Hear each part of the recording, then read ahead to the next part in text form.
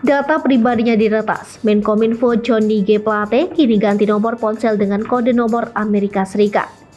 Menteri Komunikasi dan Informatika Johnny G. Plate mengganti nomor ponselnya setelah data pribadinya termasuk nomor ponselnya diretas dan diumbar ke publik oleh hacker dengan nama samaran Bjorka. Johnny G. Plate kini tidak lagi menggunakan nomor ponsel dengan kode +62 yang merupakan kode nomor untuk Indonesia. Ia kini memakai nomor ponsel dengan kode +1 yang merupakan kode nomor Amerika Serikat. Kabar bergantinya nomor ponsel Menkominfo itu diungkap oleh anggota Komisi 1 DPR RI Fadly Zon. Pergantian nomor ponsel Johnny ke nomor Amerika Serikat itu juga dicuitkan oleh Bjorka lewat akun Twitternya. Dalam saluran Telegramnya, Bjorka juga kembali membuka data pribadi Johnny, di mana tertulis keterangan bahwa nomor ponsel sebelumnya sudah tidak lagi digunakan untuk WhatsApp maupun Telegram.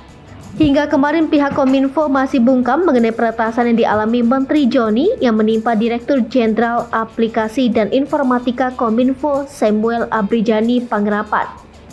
Di sisi lain, Fadly Zon menegaskan pemerintah harus bertanggung jawab atas sejumlah kejadian kebocoran data seperti yang dilakukan hacker Bjorka. Menurutnya, apabila tak diantisipasi, akan semakin menurunkan kepercayaan masyarakat kepada pemerintah terkait perlindungan data pribadi.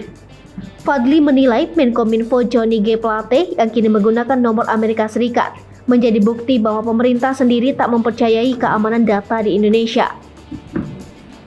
Fadly juga heran bahwa ada perorangan atau kelompok tak berinstitusi seperti Bjorka bisa meretas data pribadi pejabat negara dengan sangat mudah.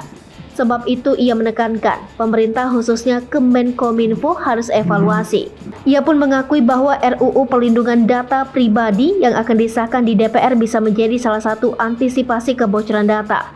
Namun menurutnya, pemerintah seharusnya bisa mengatasi persoalan hacker seperti Bjorka tanpa adanya RUU PDP.